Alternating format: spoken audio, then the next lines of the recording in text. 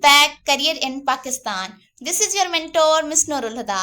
मेरी आज की वीडियो उन तमाम स्टूडेंट्स के लिए बहुत बड़ा गिफ्ट है जो कि इंटरमीडिएट के बाद पाकिस्तान से बाहर जाकर स्टडी करना चाहते हैं और वो 2025 में आने वाली तमाम फुली फंडेड स्कॉलरशिप्स के लिए अप्लाई करने जा रहे हैं, क्योंकि आज हम आप लोगों की रिक्वेस्ट पर यूसेट प्रिपरेशन सीरीज को अगेन से कंटिन्यू करने जा रहे हैं। वो स्टूडेंट्स जो कि हमारे चैनल पर नए हैं तो उनको मैं गाइड करती चलूं कि USAT basically undergraduate studies admission test होता है जो कि साल में 2 से 3 बार HEC कंडक्ट करती है और ये टेस्ट चाइनीज गवर्नमेंट स्कॉलरशिप में अप्लाई करने के लिए या फिर स्टाइपेंडियम हंगरीकम इस तरह की फुली फंडेड स्कॉलरशिप में अप्लाई करने के लिए कंपलसरी होता है।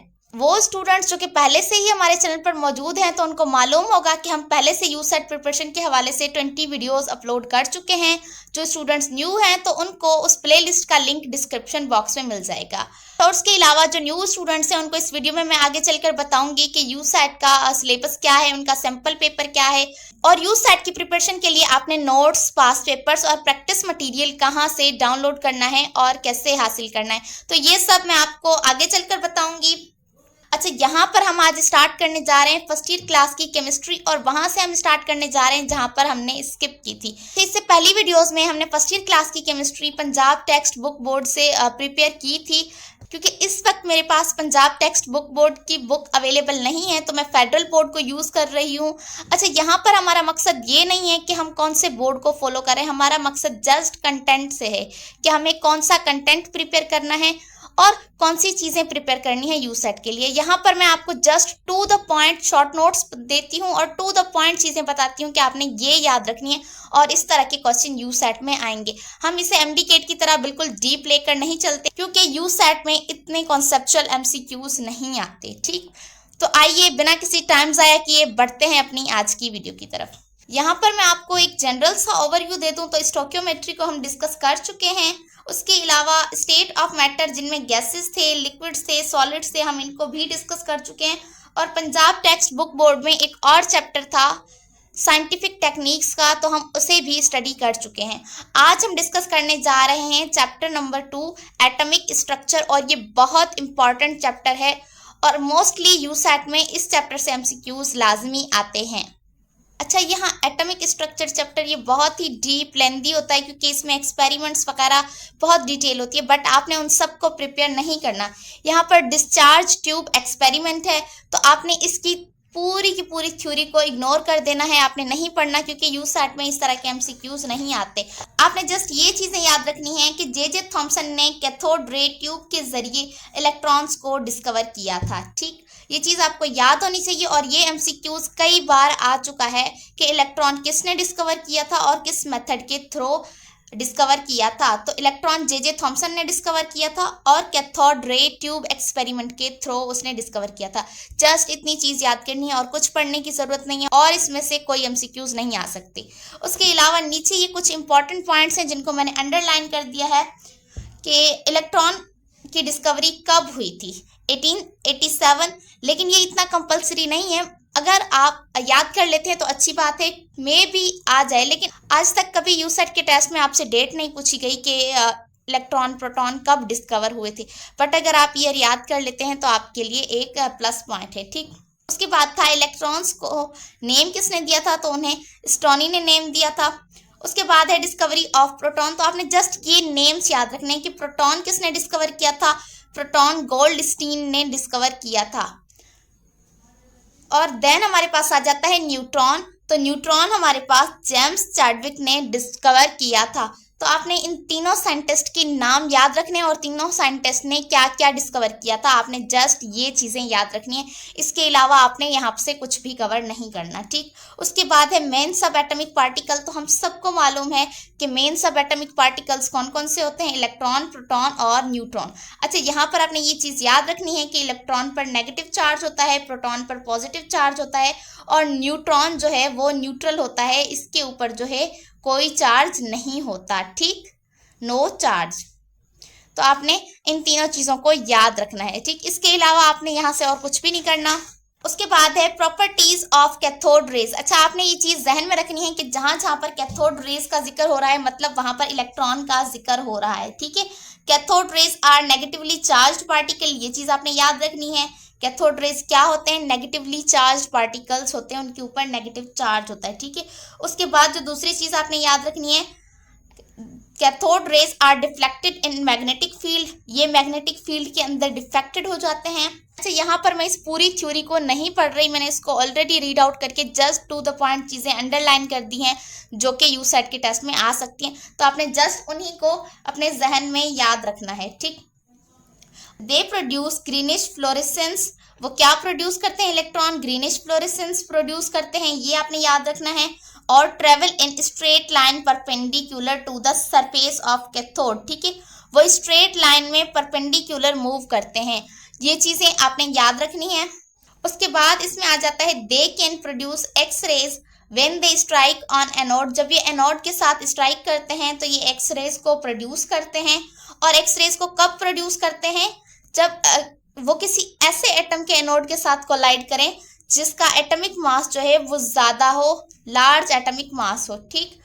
उसके बाद है दे कैन आयोनाइज गैसेस, ये इलेक्ट्रॉन्स गैसेस को आयोनाइज कर सकते हैं। और उसके बाद है penetration in metallic sheets like of aluminium और गोल्ड, इसका मतलब ये है कि इलेक्ट्रॉन्स जो हैं वो मेटेलिक शीट्स को पेनिट्रेट कर सकते हैं। एग्जाम्पल यहाँ पर एल्यूमिनियम और गोल्ड की है, ठीक। इसके अलावा आपने यहाँ से और कुछ भी कवर नहीं करना। यहाँ पर एक टॉपिक है measurement of charge to mass ratio, आपने इसको स्किप कर देना है, यहाँ से एमसीक्यूज नहीं आते। उसके बाद है measurement of charge on electron, तो आपने इस टॉपिक को भी स्किप कर देना है क्योंकि इसमें कुछ कैलकुलेशंस हैं और ये चीज़ें नहीं आती।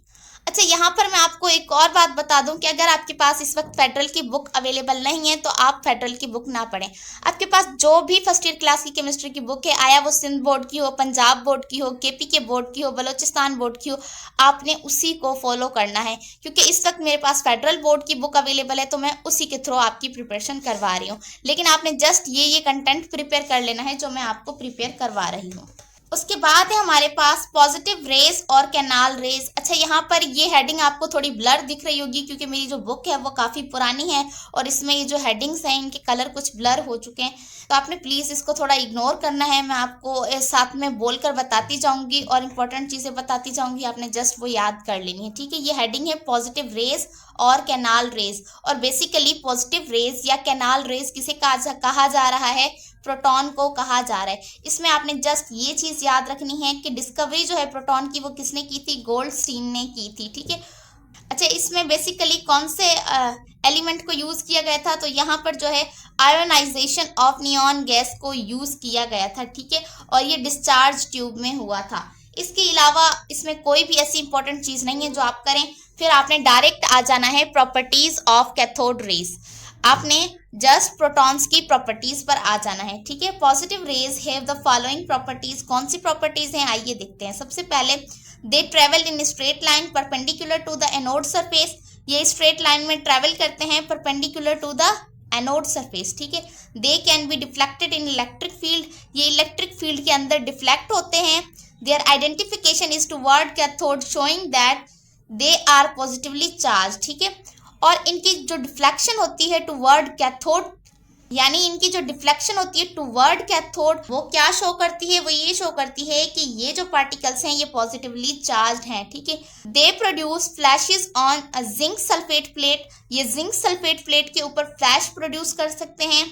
अच्छा, ये चीज़ आपने याद रखनी है कि इनका जो चार्ज टू मास रेशो है वो स्मॉलर देन इलेक्ट्रॉन है और इलेक्ट्रॉन का चार्ज टू मास रेशो बड़ा है, ठीक।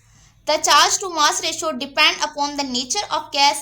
The highest charge to mass ratio is obtained of hydrogen gas is present in the tube, ठीक। आपने इस पॉइंट को जस्ट ऊपर से देख लेना है, लेकिन यहाँ से इतना कोई MCQs आते नहीं हैं। उसके बाद है the mass of a positive particle is never less than that of a proton, ठीक है।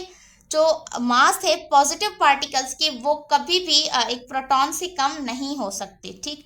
The positive particle obtained from hydrogen molecule gas is the lightest among all the positive particles. यानी वो positive particles या protons जो कि hydrogen के molecule से लिए गए हों वो सबसे ज़्यादा lightest positive particles कहलाते हैं क्योंकि वो हैवी नहीं होते। ठीक, उसके बाद है a particle obtained from positive rays is called proton। ठीक, वो पार्टिकल जो पॉजिटिव रेज से हम रिसीव करें उनको क्या कहते हैं, प्रोटॉन कहते हैं। और इसका नेम किसने दिया था, रदरफोर्ड ने दिया था, तो आपने ये भी याद रखना है। ठीक, the mass of proton is 1836 time more than that of electron.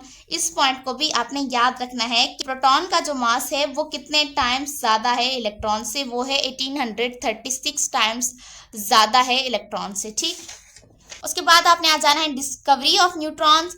और डिस्कवरी ऑफ न्यूट्रॉन किसने की थी, जेम्स चैडविक। आपने जस्ट इनके नेम्स याद रखने। ठीक, आपने इसके भी किसी एक्सपेरिमेंट को याद नहीं रखना, आपने डायरेक्ट न्यूट्रॉन की प्रॉपर्टीज पर आ जाना है और इन्हें कवर कर लेना है।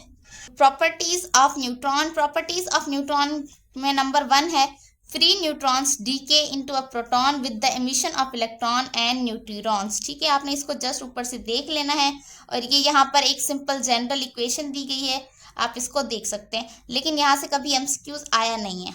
नंबर 3 है they can not ionize gases. ये गैसेस को आयोनाइज नहीं कर सकते, आपने याद रखना है। They are highly penetrating particles. ये हाईली पेनिट्रेटिंग पार्टिकल्स हैं। और उसके अलावा when neutrons travel with energy 1.2 meter electron volt or more they are called fast neutrons, and when have energy below 1 electron volt they are called slow neutrons। ठीक है, आपने fast neutron और slow neutron के concept को भी याद रख लेना है। उसके बाद नंबर 6 है they are not deflected in electric and magnetic field hence they are neutral in nature. ये डिफ्लेक्टेड नहीं होते इलेक्ट्रिक या मैग्नेटिक फील्ड में क्योंकि ये न्यूट्रल होते हैं नेचर में, इनके ऊपर कोई चार्ज नहीं होता। They can knock out high speed protons from paraffin water vapour and cellulose. ठीक है, क्योंकि ये हाईली पेनिट्रेटिंग होते हैं तो ये हाई स्पीड के साथ प्रोटॉन फ्रॉम पैराफिन वाटर या फिर पेपर एंड सेल्यूलोज से नॉक आउट कर सकते हैं, उनसे क्रॉस हो सकते हैं। Slow neutron are more effective than the fast ones for the fission purpose.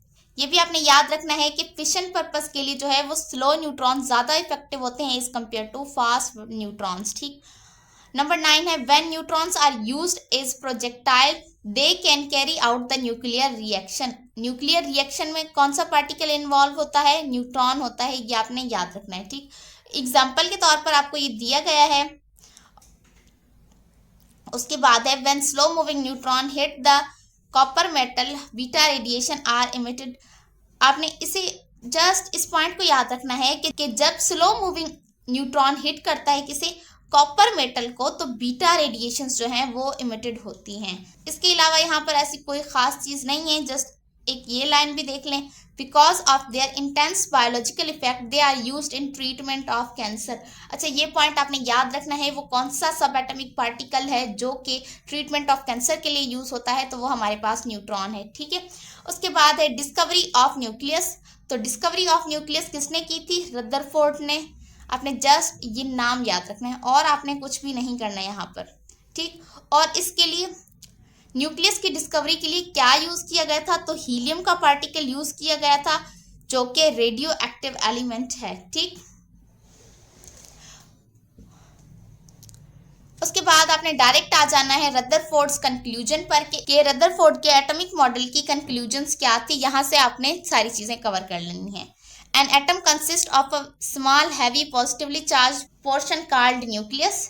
ठीक, रदरफोर्ड का एटॉमिक मॉडल क्या कहता है कि कोई भी एटम जो है वो कंसिस्ट होता है एक पॉजिटिवली चार्ज्ड पोर्शन का जिसे न्यूक्लियस कहा जाता है। ठीक, there is a negatively charge portion which surround the nucleus containing electron called extra nuclear portion और पैलेंट्री। ठीक, अच्छा, वो ये कहता है कि जो न्यूक्लियस है उसके सराउंडिंग में एक बहुत बड़ा पोर्शन होता है जो कि नेगेटिवली चार्ज पोर्शन होता है जिसमें इलेक्ट्रॉन्स प्रेजेंट होते हैं। ठीक, the number of proton in the nucleus are equal to the number of electron in the planetary. और वो ये कह रहा है कि किसी भी न्यूक्लियस के अंदर जो नंबर ऑफ प्रोटॉन्स होते हैं वो हमेशा बराबर किसके होते हैं, नंबर ऑफ इलेक्ट्रॉन्स के, जो कि उसके आउटर मोस्ट शेल्स में प्रेजेंट होते हैं या उसकी पेलेंट्री में प्रेजेंट होते हैं। पेलेंट्री क्या होता है, न्यूक्लियस के सराउंडिंग का वो स्पेस जहां पर इलेक्ट्रॉन्स मौजूद होते हैं। ठीक। नंबर 4 है the electrons revolve around the nucleus. Electrons nucleus के अराउंड रिवॉल्व करते हैं। The centripetal force is equal to the electrostatic force. Centripetal force किसके इक्वल होती है, इलेक्ट्रोस्टैटिक फोर्स के इक्वल होती है। नंबर 6 है only a very small volume is occupied by the nucleus. और न्यूक्लियस जो है वो वेरी स्मॉल वॉल्यूम ऑक्यूपाई करता है। ठीक। तो ये थी रदरफोर्ड एटॉमिक मॉडल की कंक्लूजन। आपने इन पॉइंट्स को याद रखना है। उसके बाद ये टेबल आ जाती है, ये आपने याद कर लेनी है और ये बहुत इंपॉर्टेंट है। Properties of 3 fundamental particles. ठीक। तो यहाँ पर आपने इस टेबल को अच्छे से याद करना है, इसलिए क्योंकि सम टाइम आपसे डायरेक्ट ये वैल्यूज पूछ ली जाती हैं। ठीक। तो सबसे पहले आते हैं प्रोटॉन। प्रोटॉन के ऊपर चार्ज क्या होता है, तो प्रोटॉन का चार्ज होता है पॉजिटिव 1.6022 इंटू 10⁻⁻19। ठीक। और न्यूट्रॉन के ऊपर हमारे पास कोई चार्ज नहीं होता। इलेक्ट्रॉन के ऊपर चार्ज क्या होता है, -1.6022 इंटू 10⁻⁻19। तो आपने जस्ट ये याद रखना है कि प्रोटॉन और इलेक्ट्रॉन का चार्ज बिल्कुल सेम होता है, जस्ट प्रोटॉन का चार्ज पॉजिटिव और इलेक्ट्रॉन का नेगेटिव होता है, और न्यूट्रॉन के ऊपर कोई भी चार्ज नहीं होता। ठीक। यहाँ पर उन लोगों ने अलग से लिख भी दिया है कि प्रोटॉन पॉजिटिवली चार्ज होता है, इलेक्ट्रॉन नेगेटिवली, और न्यूट्रॉन के ऊपर कोई भी चार्ज नहीं होता। ठीक। और जो दूसरी मेन चीज आपने याद करनी है वो है मास। ठीक। तो प्रोटॉन का मास हमारे पास क्या होता है, 1.6727 इंटू 10⁻⁻27, और न्यूट्रॉन का मास होता है 1.6750 इंटू 10⁻⁻27। आपने ये प्रोटॉन और न्यूट्रॉन का मास याद कर लेना है। सम टाइम आपको न्यूट्रॉन के मास की जगह प्रोटॉन का मास दे देते हैं, क्योंकि न्यूट्रॉन और प्रोटॉन के मास को सेम कंसीडर किया जाता है। ठीक। उसके बाद है इलेक्ट्रॉन का मास। तो इलेक्ट्रॉन का मास है हमारे पास 9.1095 इंटू 10⁻31। तो आपने इन तीनों पार्टिकल्स की चार्ज और इनके मास को याद कर लेना है। ठीक। उसके बाद है Bohr's atomic model and it's applications. तो इसमें आपने जस्ट नीचे आ जाना है और इन 4 पॉइंट्स को देख लेना है कि बोहर्स एटॉमिक मॉडल और उसकी एप्लीकेशन हमें क्या बताती हैं। तो वो ये बताती हैं कि electrons revolve around the nucleus. Electrons जो है वो न्यूक्लियस के अराउंड रिवॉल्व करते हैं इन definite energy levels called orbitals और शेल्स। ठीक। वो इलेक्ट्रॉन जो कि न्यूक्लियस के अराउंड यानी रिवॉल्व करते हैं, वो किस में रिवॉल्व करते हैं, इन डेफिनेट एनर्जी लेवल्स। अलग अलग एनर्जी लेवल्स में वो रिवॉल्व करते हैं। उन एनर्जी लेवल्स को क्या कहा जाता है, ऑर्बिट्स कहा जाता है या फिर शेल्स कहा जाता है। ठीक।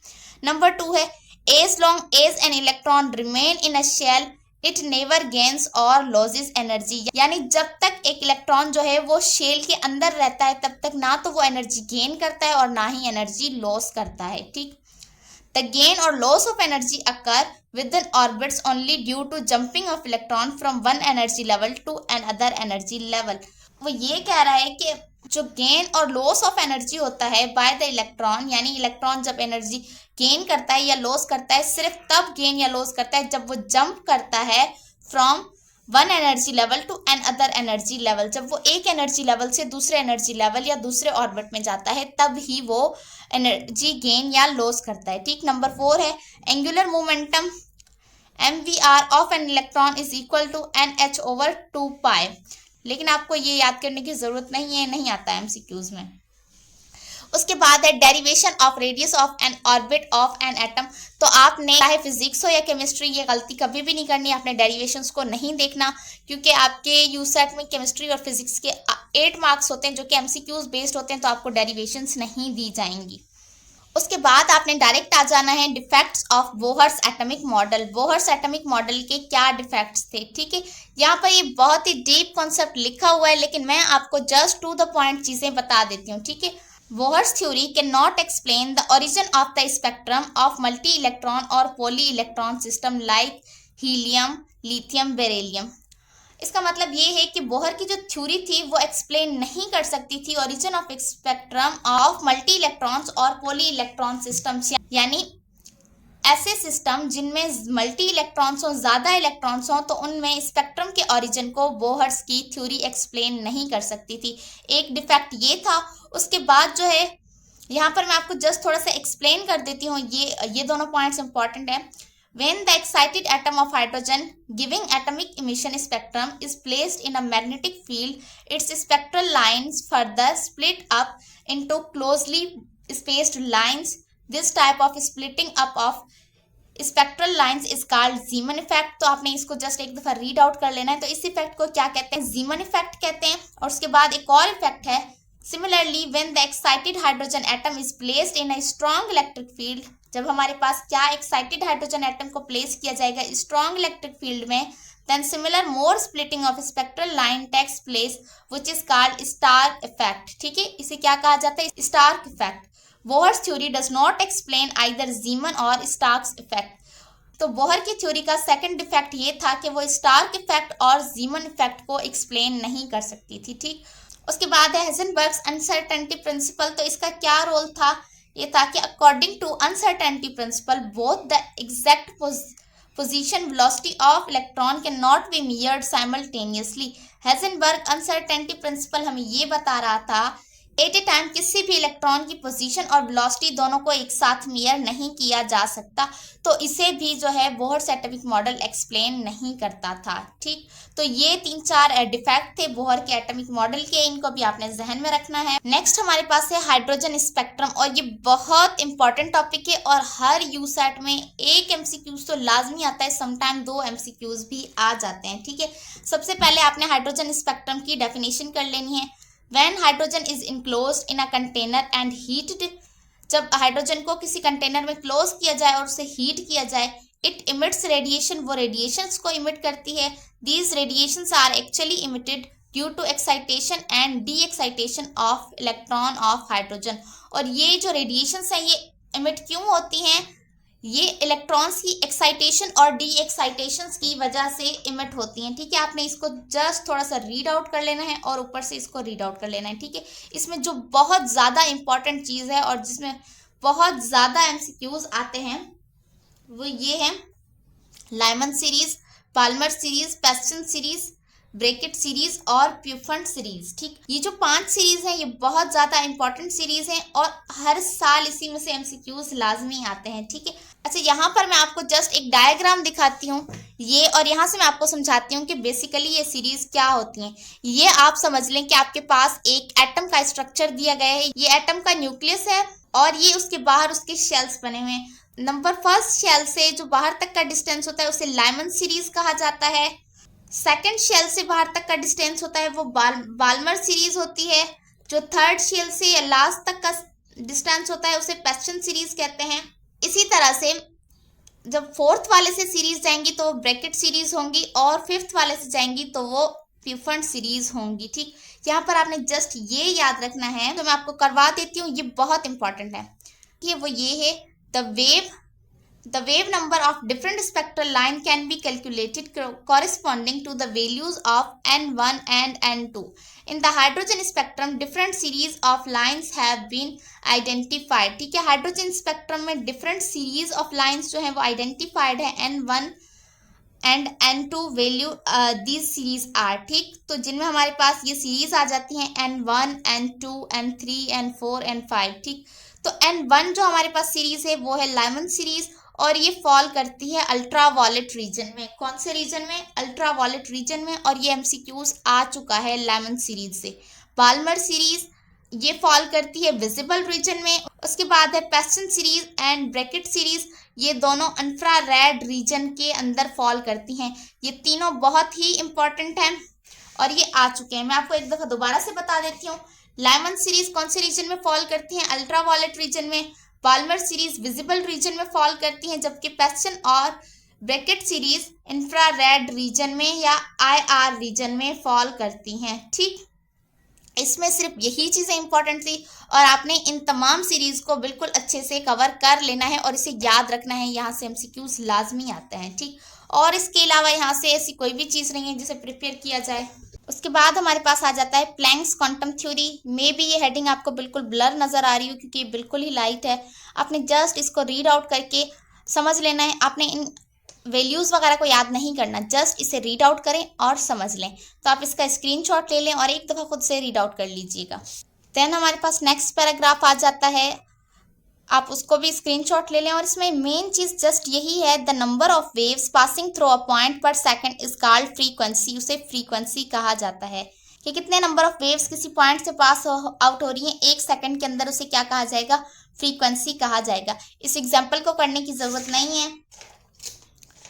उसके बाद आ जाते हैं एक्स रेज। तो एक्स रेज हमारे पास विलियम रॉन्गन ने डिस्कवर किया था और इसने बेसिकली हमें क्या बताया था कि जब कैथोड रेज जो हैं वो फॉल होंगी किसी हैवी मेटल के ऊपर, कोई हमारे पास टारगेट मेटल है और वो हैवी मेटल है, जब उसके ऊपर कैथोड रेज फॉल होंगी तो वो प्रोड्यूस करेगा कुछ पेनिट्रेटिंग और शॉर्ट वेवलेंथ की रेज, जिसे एक्स रेज कहा जाता है। ठीक, एक्स रेज की फ्रीक्वेंसी हाई होती है, आपने जस्ट यही चीज़ याद रखनी है। उसके बाद जो इंपॉर्टेंट चीज़ है, the spectral line could be classified into two distinct group, one which belong to shorter wavelength, एक वो जो शॉर्टर वेवलेंथ का होता है ग्रुप, उसे के सीरीज कहा जाता है, और दूसरा जो लॉन्गर वेवलेंथ का होता है उसे एल सीरीज कहा जाता है। ठीक है, if target element is of higher 8 number the wavelength of x rays become shorter, यानी कि जो हमारे पास टारगेट एलिमेंट है वो हायर 8 नंबर है तो उसकी जो वेवलेंथ है वो और ज़्यादा शॉर्टर होती जाएगी। ठीक, उसके अलावा यहाँ से कुछ भी नहीं करना। फिर हमारे पास आ जाते हैं यूजेस ऑफ एक्स रेज। तो आपने इसका स्क्रीनशॉट ले लेना है और एक दफ़ा इसको खुद से रीड आउट कर लेना है। जस्ट रीड आउट करना है कि एक्स रेज कहाँ कहाँ यूज़ होती हैं।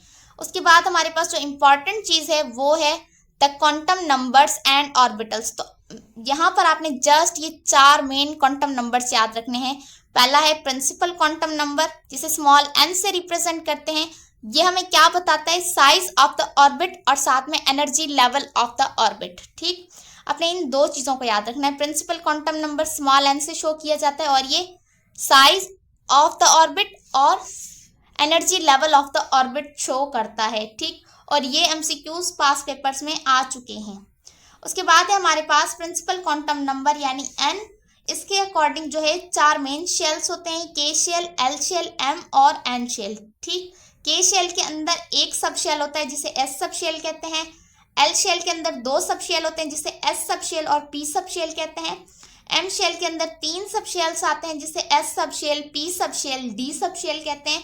और इसी तरह से एन शेल के अंदर 4 सब शेल्स आते हैं, s subshell, p subshell, d subshell और एफ सब शेल। ठीक, और हम इनके साथ नंबर भी लिखते हैं। अगर के शेल का एस है तो हम लिखेंगे 1s, 2s, 2p। अब ये एम शेल का नंबर क्या है? 3, तो हम लिखेंगे 3s, 3p, 3d। इसी तरह से एन शेल का नंबर क्या है? 4, तो हम लिखेंगे 4s, 4p, 4d और 4f। ठीक, यहाँ से आपने और कुछ भी याद नहीं करना। नेक्स्ट है हमारे पास एजीमुथल क्वांटम नंबर, जिसे स्मॉल l से शो किया जाता है। ये हमें क्या बताता है? Shape of N orbital. सिर्फ यही चीज़ याद करनी है। एजीमुथल क्वांटम नंबर और प्रिंसिपल क्वांटम नंबर से अक्सर क्वेश्चन आते हैं। ठीक, तो एजीमुथल क्वांटम नंबर क्या शो करता है? Shape of N orbital. फिर आपने डायरेक्ट नीचे आ जाना है मैग्नेटिक क्वांटम नंबर पर। इसे हम स्मॉल m से रिप्रेजेंट करते हैं और ये हमारे पास क्या शो करता है? Orientation of orbital. क्या? ओरिएंटेशन ऑफ ऑर्बिटल, जस्ट यही चीज़। उसके बाद नेक्स्ट है spin quantum number, small s से शो किया जाता है और ये हमारे पास क्या शो करता है? It describe the direction off spin off N orbital. किसी भी ऑर्बिटल की स्पिन की डायरेक्शन को शो करता है। ये हमारे पास स्पिन क्वांटम नंबर होता है। तो ये 4 क्वांटम नंबर्स क्या क्या चीज़ों को रिप्रेजेंट करते हैं, जस्ट आपने वही याद कर लेना है और कुछ भी याद नहीं करना। देन हमारे पास हैं शेल्स एंड सब शेल्स या ऑर्बिटल्स। तो हमारे पास बेसिकली कितने सब शेल होते हैं? 4। तो जिनमें पहला है एस ऑर्बिटल। आपने जस्ट इनकी शेप्स को याद रखना है। एस ऑर्बिटल की शेप क्या होती है? स्फेरिकल होती है। पी ऑर्बिटल की शेप डम बेल शेप होती है। जस्ट ये शेप याद रखनी है और कुछ भी नहीं। नेक्स्ट है डी ऑर्बिटल। ये भी डम बेल होता है लेकिन ये डबल डम बेल शेप का होता है। उसके बाद हमारे पास आ जाता है एफ ऑर्बिटल। तो इसका स्ट्रक्चर कॉम्प्लेक्स होता है, इसकी शेप कॉम्प्लेक्स होती है, हम ड्रा नहीं कर सकते। ठीक, नेक्स्ट है हमारे पास इलेक्ट्रॉनिक कॉन्फ़िगरेशन। ये भी इंपॉर्टेंट टॉपिक है। इसमें जस्ट आपने बेसिक रूल्स सीख लेने हैं इलेक्ट्रॉनिक कॉन्फ़िगरेशन के। सम टाइम क्या होता है कि आपको कोई एटम दिया हुआ होता है और उसकी कॉन्फ़िगरेशन दी हुई होती है और आपको कहना होता है कि आपने इस एटम की इलेक्ट्रॉनिक कॉन्फ़िगरेशन बतानी है। एमसीक्यूज में 3-4 कॉन्फ़िगरेशंस होती हैं, ठीक। तो बेसिकली इलेक्ट्रॉनिक कॉन्फ़िगरेशन हम कैसे करते हैं, पहले तो नंबर ऑफ शेल्स लिखते हैं KLMN, ठीक। अब K हमारे पास शेल नंबर 1 होता है, L नंबर 2 होता है, M नंबर 3 होता है और N नंबर 4 होता है, ठीक। K शेल के अंदर S सब शेल आता है तो हम लिखेंगे 1S। L शेल के अंदर S और P आते हैं तो हम लिखेंगे 2S और 2P, क्योंकि L शेल हमारे पास कौन सा होता है, नंबर 2 होता है, तो 2S 2P। इसी तरह से हम लिखेंगे M शेल में कौन कौन से सब शेल्स आते हैं, SPD, और हम इनके साथ 3 इसलिए लिखेंगे क्योंकि M जो है वो 3rd नंबर शेल होता है। और इसी तरह से N, तो उसमें S, P, D और F ये तीनों सब शेल्स आते हैं और इनके साथ 4 लिखा जाता है क्योंकि ये 4th नंबर शेल है। जब हम इलेक्ट्रॉन्स फिल करेंगे तो हम पहले लो एनर्जी लेवल से फिल करेंगे और लो एनर्जी लेवल हमारे पास क्या है, S। तो पहले हम फिल करेंगे 1S, फिर हम इस तरह से फिल करेंगे 2S, ठीक। उसके बाद हम फिल करेंगे 2P एंड देन 3S, फिर हम फिल करेंगे 3P एंड 4S। अब काफ़ी स्टूडेंट क्या करते हैं, 3P को फिल करने के बाद 3D को फिल करते हैं, तो ऐसा नहीं है। 4S को पहले फिल किया जाएगा क्योंकि 4S की जो एनर्जी लेवल है वो कम है 3D से, ठीक। तो आपने जस्ट, अगर आपको नहीं भी आती तो आपने रफ पेपर के ऊपर इस तरह से इसे ड्रॉ कर लेना है और इस तरह से एरोज लगाकर इनको फिल करना है, ठीक। देन नेक्स्ट है हमारे पास rules of distribution of electrons in different orbitals. Different orbitals के अंदर इलेक्ट्रॉन्स को डिस्ट्रीब्यूट करने के हमारे पास कौन से रूल्स हैं, तो 3 मेन रूल्स हैं, अफबाउस प्रिंसिपल, पाउलीज एक्सक्लूजन और हंट्स रूल, ठीक। तो आपने जस्ट ये याद रखना है कि अफबाउस प्रिंसिपल हमें क्या बताता है, the electron are placed in energy sub level in the order of increasing energy values of sub levels. तो सिंपल सी बात ये है कि अफबाउस प्रिंसिपल के मुताबिक इलेक्ट्रॉन लो एनर्जी लेवल से हाई एनर्जी लेवल की तरफ फिल होंगे, जस्ट ये चीज। पाउलीज एक्सक्लूजन हमें ये बताता है no 2 electron in the same orbital, किसी भी सेम ऑर्बिटल के अंदर 2 इलेक्ट्रॉन्स के पास have the same values of 4 quantum number, यानी कि हमारे पास किसी भी ऑर्बिटल के अंदर 2 इलेक्ट्रॉन्स की सेम 4 क्वांटम नंबर्स वैल्यूज नहीं होंगी। क्वांटम नंबर्स वैल्यूज जो हम पीछे पढ़कर आ चुके हैं, प्रिंसिपल क्वांटम नंबर, तो वो जो 4 क्वांटम नंबर्स थे वो चारों अलग अलग चीजें बता रहे थे, तो वो चारों जो है वो दोनों इलेक्ट्रॉन्स की डिफरेंट होंगी।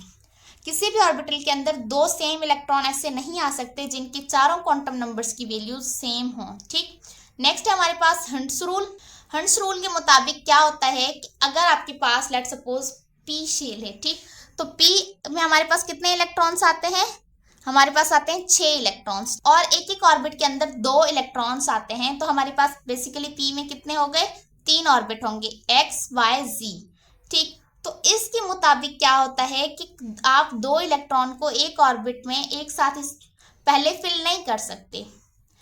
यानी ऐसा नहीं है कि आपके पास अगर 3 ऑर्बिटल हैं और एक एक ऑर्बिटल में 2 इलेक्ट्रॉन की कैपेसिटी होती है, तो आप पहले एक ऑर्बिटल में 2 इलेक्ट्रॉन फिल करें और बाकी सबको खाली रहने दें।